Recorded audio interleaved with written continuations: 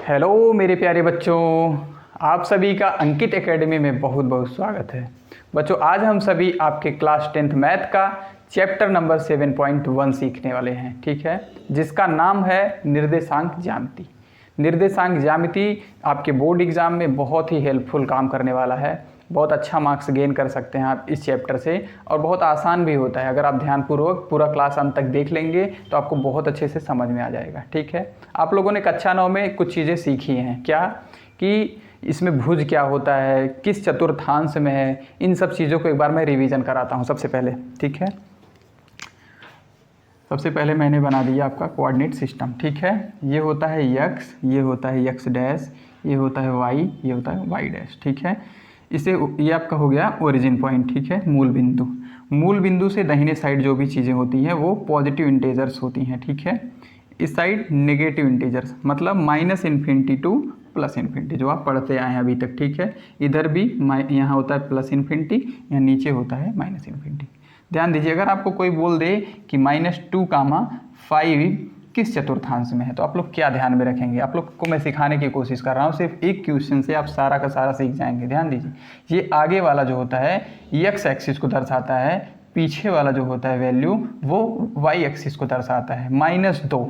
अब आप लोग देखिएगा इन चारों में यक्स का माइनस कहाँ पे होता है, ठीक है, यक्स का माइनस इसमें होता है, ठीक है। और y का पॉजिटिव, साथ का साथ y का पॉजिटिव भी होना चाहिए। अगर नीचे चले जाएंगे तो y का भी नेगेटिव हो जाएगा, तो y का पॉजिटिव चाहिए, x का नेगेटिव चाहिए, मीन्स सेकेंड कोऑर्डिनेट में, ठीक है। यहाँ पे मैं बना दे रहा हूँ, जिसमें दोनों वाले प्लस होंगे वो फर्स्ट में, इसमें पहला माइनस दूसरा प्लस, इसमें दोनों माइनस, और इसमें क्या हो जाएगा, पहला प्लस और दूसरा माइनस, ठीक है। एक चीज़ आपको ध्यान में रखनी है, आगे जो होता है वह एक्स एक्सिस को दर्शाता है, पीछे वाला जो वैल्यू होता है वो वाई एक्सिस को दर्शाता है।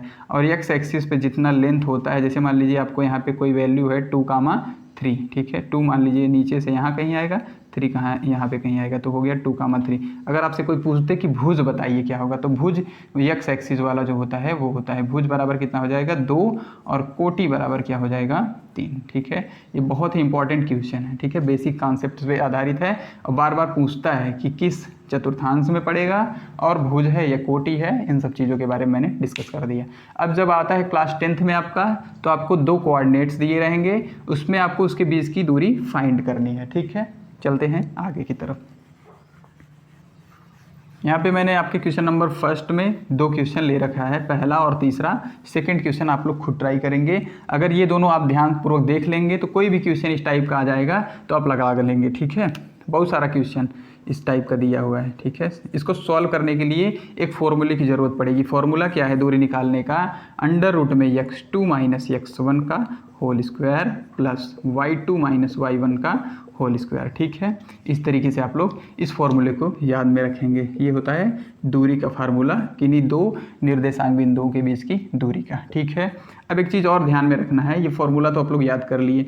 अब यहाँ पे बच्चे कंफ्यूज क्या होते हैं कि x1 कौन सा होता है और y1 कौन सा होता है, ठीक है। तो जो पहला वाला होता है वो x1 y1 होता है, दूसरा वाला x2 y2 होता है, अगर तीसरा कोऑर्डिनेट होगा तो x3 y3, चौथा होगा तो x4 और y4। इस तरीके से सीक्वेंस में बढ़ता जाएगा, ठीक है।